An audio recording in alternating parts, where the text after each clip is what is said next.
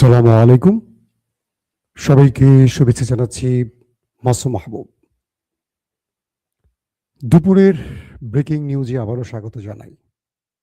এক দর্শক লিখেছেন, আসসালামু আলাইকুম মাসুম ভাই, আপনার খবরের অপেক্ষায় থাকি। রাইতে 8:30 বাজে। খবরটা শুনতে আমার একটু ঘুমের ডিস্টার্ব হয়ে থাকা জয় হোক। ডিস্টার্ব হয় আরকি। তার নাম জাকির। আপনি কোথায় আছেন ভাই? লিখেন নাই তো। রাত 8:30 বাজে, এখন কোথায়? আমেরিকা না ইউরোপে আছেন? আমেরিকাতে এখন 8:30 বাজার কথা না। ইউরোপে আছেন নাকি? না অন্য কোথাও আছেন জ্বালাবেন। আপনার ঘুমের ডিস্টার্ব হচ্ছে, তারপর আপনি সংবাদ শুনতে বসে গেছেন ঘুম ভেঙে। আপনার জন্য ভালোবাসা ভাই। দর্শক, সংক্ষিপ্ত লাইভটি করতে চাই। বেশ কিছু গুরুত্বপূর্ণ খবর আমাদের হাতে এসছে। প্রশ্ন উঠছে দুটো। এক, মধ্যপ্রাচ্য অর্থাৎ গালফ কান্ট্রি, সৌদি আরব বা অন্যান্য রাষ্ট্র, তারা কি গোপনে আমেরিকাকে আসলে সহযোগিতা করছে?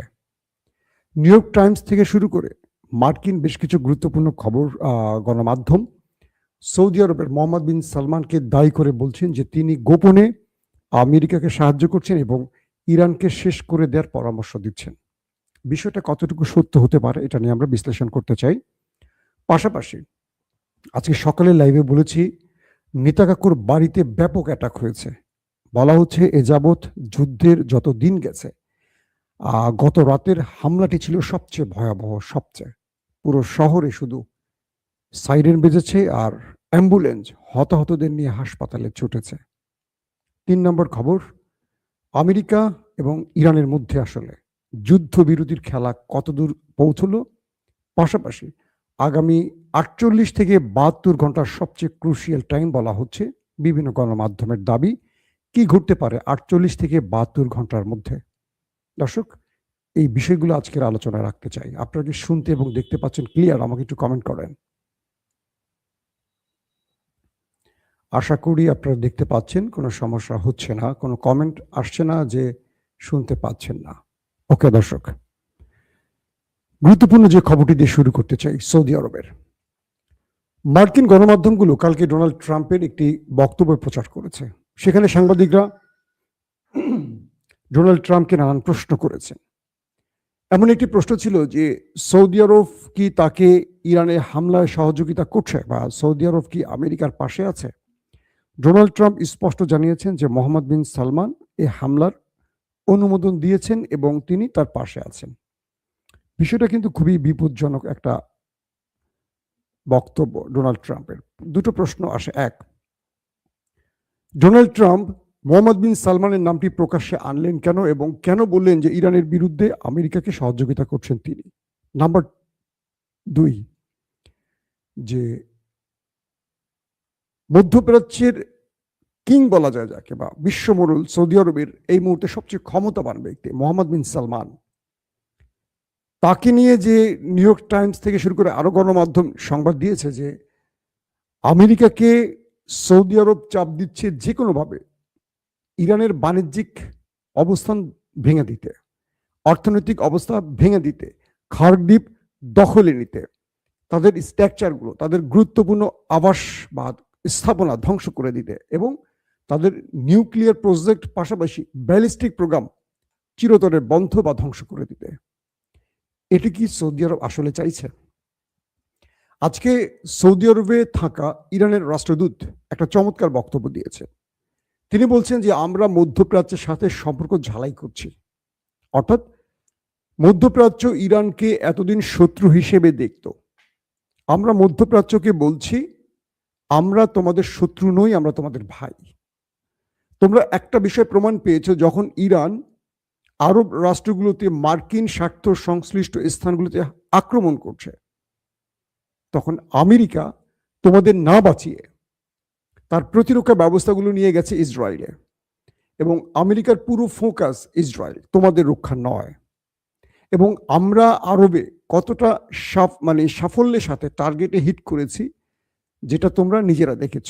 1, 2 নম্বর, আরবের বিভিন্ন জ্বালানি বা তেল ক্ষেত্র বা গুরুত্বপূর্ণ স্থানগুলো যেগুলো মার্কিনীদের নয়, আরবের এই হামলাগুলো আমরা করিনি। এই হামলাগুলো করেছে কারা? কোনো রহস্যজনক শত্রু। ওই দেশটির নামই বলছে, নেতা কাকুর কথায় হয়তোবা বলছে যে এটি একটা ফলস ফ্ল্যাগ অপারেশন, আরবকে আমাদের বিরুদ্ধে নামিয়ে দেওয়ার জন্য। ইরান বলছে যে আমরা যেখানে আঘাত করি আমরা সেটা প্রকাশ্যে জানিয়ে করি, আমরা গোপনে করি না।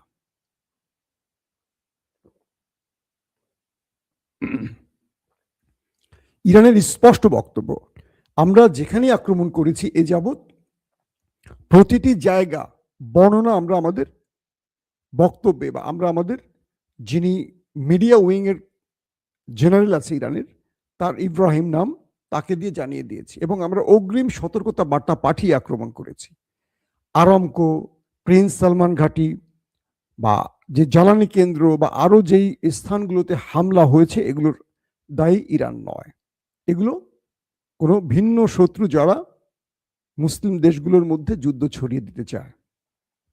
পাশাপাশি তিনি আরো বলেছেন যে আমাদের মধ্যে অতীত যে বিভাজিত সম্পর্কটি, এটি আর বিভাজন নয় বরং ঐক্যবদ্ধ হওয়ার সময় এসছে।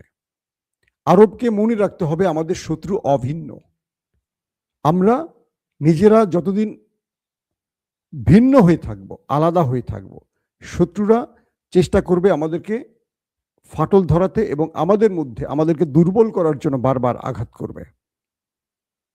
তার বক্তব্যটি স্পষ্ট হয়ে গেছেন, আপনারা জেনে কি বোঝাতে চেয়েছেন। এখন প্রশ্ন হলো, সৌদি আরব আদৌ কি আমেরিকাকে ইরান ধ্বংসের পরামর্শ দিচ্ছে কিনা?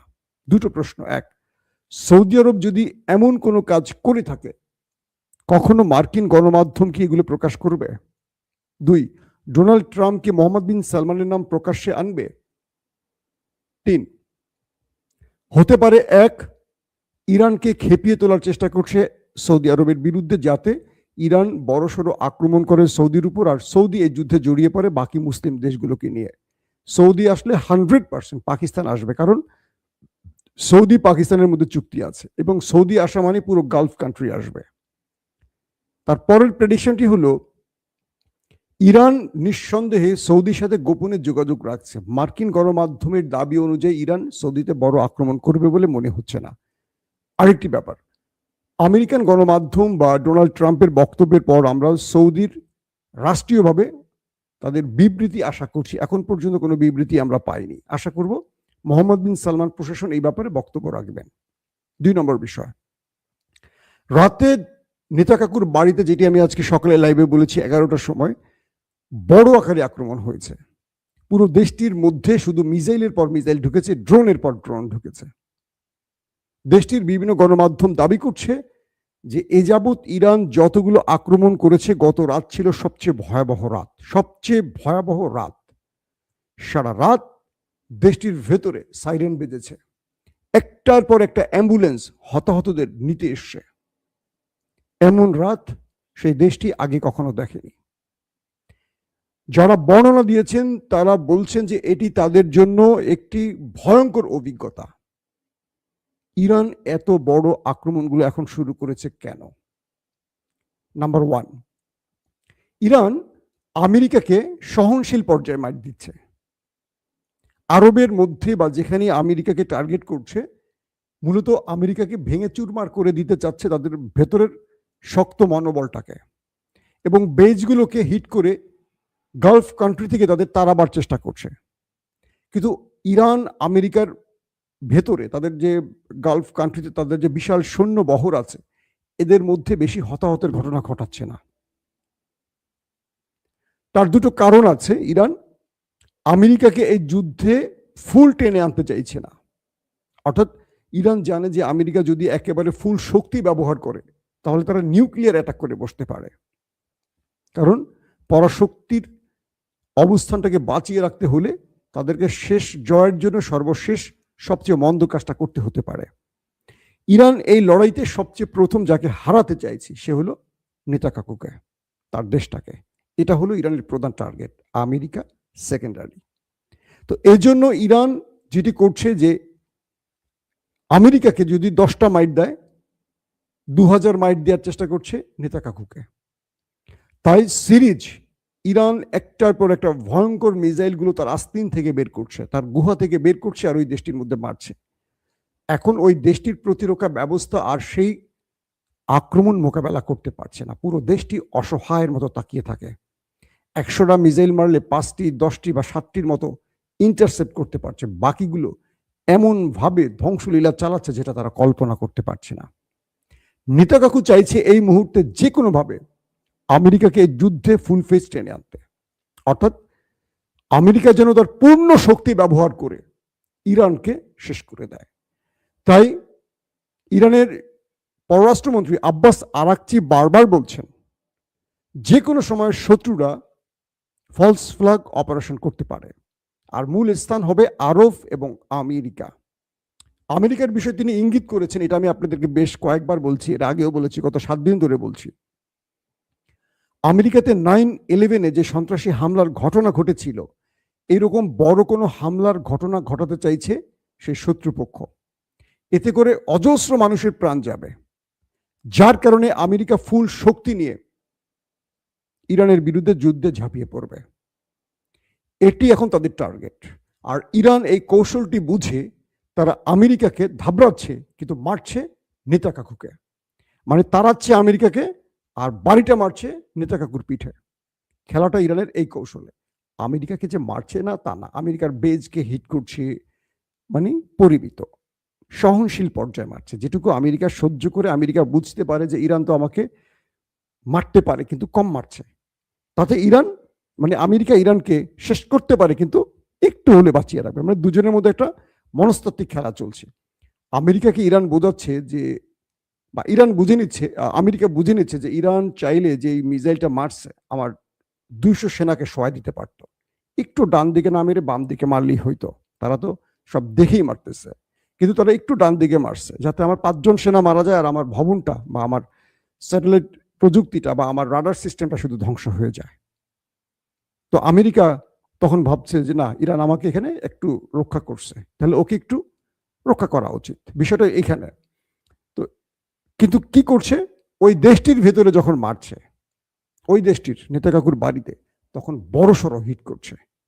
তাদের ডিমোনাতে যে হিট করছে, সেখানে ইরানের পক্ষ থেকে বলা হচ্ছে 1200 মানুষই নাকি নিখোঁজ হয়ে গেছে, ওপারে চলে গেছে। যদিও সেই গণমাধ্যম এগুলো স্বীকার করছে না। এখন যুদ্ধের মধ্যে প্রত্যেকেরই বক্তব্য এলোমেলো হয়, কনফার্ম কেউ সত্য কথা বলে না। তারপরের বিষয়টি কি, আসছে 28 মার্চ ডোনাল্ড ট্রাম্পের বিরুদ্ধে নো কিংস বিক্ষোভ শুরু হচ্ছে, অর্থাৎ রাষ্ট্রে কেউ রাজা নয়, সবাই সেবক, সে প্রেসিডেন্ট হোক, প্রধানমন্ত্রী হোক, সেনাপ্রধান হোক। ক্লিয়ার? অর্থাৎ এই বক্তব্যটি হলো মার্কিনীদের যে তুমি রাজা নাও ট্রাম্প, আমরা কোনো রাজা চাই না, নো কিংস, তুমি আমাদের সেবক হয়ে আসছো, তুমি যুদ্ধ চাপিয়ে দিবা আর আমাদের সেনারা মার খাবে, আমাদের প্রযুক্তি ধ্বংস হবে, এটা মানছি না। তুমি অন্যায় যুদ্ধ করতে পারো না, তুমি এমন একটি লড়াইতে গেছো যেটা পৃথিবীর কারো স্বীকৃতি নেই, নেটো আসছে না, ইউরোপের রাষ্ট্রগুলো তোমার পাশে আসছে না, এই প্রথম ইউরোপ তোমাকে না বলে দিয়েছে, তার মানে এটার সাপোর্ট নেই তোমার, তুমি শুধু এসছো ওই একটি দেশের চাপে পড়ে, যে দেশটিকে পৃথিবীর কেউ পছন্দ করছে না এই মুহূর্তে যুদ্ধবাজ হিসেবে। তো এখন এই চাপের মধ্যে ডোনাল্ড ট্রাম্প আর ইরানের মধ্যে 48 থেকে 72 ঘন্টার একটা হাই থটের খেলা চলছে। ইরানের মধ্যে যে কোনো সময় আমেরিকা তার সেনা ঢোকাবে, ইতিমধ্যে তারা 4500 সেনা নতুন করে এনেছে গালফ কান্ট্রির আশেপাশে বিভিন্ন স্পটে। আমেরিকা বলছে যে এদেরকে প্যারাটুপারের মাধ্যমে ইরানে নামাবে, কমান্ডো বাহিনী, মেরিন সেনা এদেরকে নামাবে এবং ইরানের মধ্যে স্থল অভিযান শুরু করবে। এটি 48 থেকে 72 ঘন্টার মধ্যে শুরু হতে পারে। ইরান এই গ্রুপটিকে মোকাবেলার জন্য তারও প্রস্তুতি শুরু হয়েছে, কারণ আমেরিকা ইরানকে যে 2-3টি শর্ত দিয়েছে তার এগেনস্টে ইরানও 5 থেকে 7টি বিগ শর্ত দিয়েছে। এই শর্তগুলো বলে দেয় ইরান এই মুহূর্তে যুদ্ধবিরতি চায় না, আর যদি এই শর্তগুলো মানতে হয় আমেরিকাকে, তাহলে আমেরিকার অস্তিত্ব থাকে না। কি সবচেয়ে গুরুত্বপূর্ণ শর্ত কি, গালফ কান্ট্রি থেকে আমেরিকাকে চলে যেতে হবে, তার মানে আমেরিকার পেট্রোডলার কামাই বন্ধ হয়ে যাবে। আমেরিকা গালফ কান্ট্রি থেকে চলে যাওয়া মানে কি, মধ্যপ্রাচ্য ইরানের কন্ট্রোলে চলে যাওয়া, ইসরায়েল অনিরাপদ হয়ে যাওয়া, হয়তোবা সেখানে রাশিয়া বা চীন এসে ভর করবে। আমেরিকা এই শর্ত মানবে? 2 নম্বর, ইরানের উপর নিষেধাজ্ঞা। আমেরিকা কিন্তু 2-1টা শর্ত মেনে গেছে ইতিমধ্যে, ডোনাল্ড ট্রাম্পের বক্তব্যে বোঝা যাচ্ছে। ইরানের উপর যে নিষেধাজ্ঞা এগুলো আমেরিকা প্রত্যাহারের ঘোষণা দিয়েছে। তারা বলছে ইরান চাইলে এখন তেল বিক্রি করতে পারে, তাদের উপর থেকে আমরা তেলের যে নিষেধাজ্ঞা সেটা তুলে নিচ্ছি। ইরান বলছে আমার তেল বিক্রি করার এখন কোনো শখ নাই, আমার তেল নাই, আমি এখন বিক্রি করব না। মানে আমেরিকা চাইছে যে ইরান তেল বিক্রি করে তেলের বাজারটাকে ঠিক রাখুক, আর ইরান বলছে আমার কাছে তেল নাই। আর বাকিদেরকে বলছে তোমরা তেল নিতে চাও আসো, তবে অগ্রিম পেমেন্ট করে যাও। আজকে পেমেন্ট করবা, 6 মাস পরে বা 4 মাস পরে তেল পাবা। ওই সুযোগ নেই তোমাদের, আগে পেমেন্ট করো। দাম একদম ঠিক বিশ্ববাজারের মতো, আগে যেমন 18-20% কম টাকায় তারা বিক্রি করতো, সেই সুযোগ আর দিচ্ছে না। ইরান আগে বিক্রি করতো যা, তার চেয়ে এখন অনেক গুণ বেশি তেল বিক্রি করছে, মোটামুটি ভালো দামে বিক্রি করছে ইরান আর রাশিয়া। তো এই পর্যায়ে এখন যেটি সবচেয়ে বড় ভয়ঙ্কর সময়, সেটি হলো আসছে 48 থেকে 72 ঘন্টা পর পৃথিবী একটা বড় যুদ্ধ দেখতে যাচ্ছে। সেটা হলো আমেরিকা ইরানকে পুরো দখলে নেওয়ার চেষ্টা করবে, আর ইরান আমেরিকাকে একদম দোলে মুচড়ে বিদায় করার চেষ্টা করবে। এই লড়াইটাতে যে জিতবে সে সেকান্দার, আর যে হারবে সে মধ্যপ্রাচ্যে তার ক্ষমতা হারাবে, সেটা আমেরিকা হোক আর ইরান হোক। তাই শুক্রবার দিন থেকে আমাদের খুব ভয়ঙ্কর দিন শুরু হতে পারে। আবারও বলছি, আমরা যুদ্ধ চাই না, আমরা শান্তির পক্ষে। কিন্তু যে যুদ্ধটা শুরু হয়েছে, এই যুদ্ধের তেজ পুরো পৃথিবীতে ছড়িয়ে পড়েছে, পুরো পৃথিবীতে। এটা যারা শুরু করেছে তাদেরই বন্ধ করতে হবে, যে কোনো শর্ত মেনে হলেও যারা শুরু করেছে তাদের বন্ধ করতে হবে। আর আমেরিকার উচিত হবে ওই দেশটির বুদ্ধিতে তারা যেন ফুল ফেজ যুদ্ধে না জড়ায়, তাহলে পৃথিবী আরেকটা ভয়ঙ্কর অন্ধকার সময় দেখবে। কারণ ইরান ছেড়ে দেবে না, ইরান শেষ হওয়ার আগে পুরো গালফকে শেষ করে ফেলবে, ওই দেশটিকে, নেতাকাকুর দেশটিকে পুরো মিশিয়ে ফেলবে। তার আস্তে, তার গর্তে, তার পকেটে আছে ভয়ঙ্কর কিছু। দর্শক, বিদায় নেব, আজ রাতে আবারও হাজির হব। সেই পর্যন্ত প্রত্যেকে ভালো থাকবেন।